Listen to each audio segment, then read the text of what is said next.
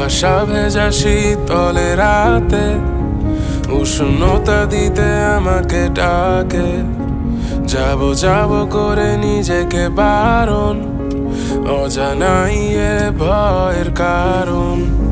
শুধু ডাক শুনতে পাই, আধারে পা বাড়ায়।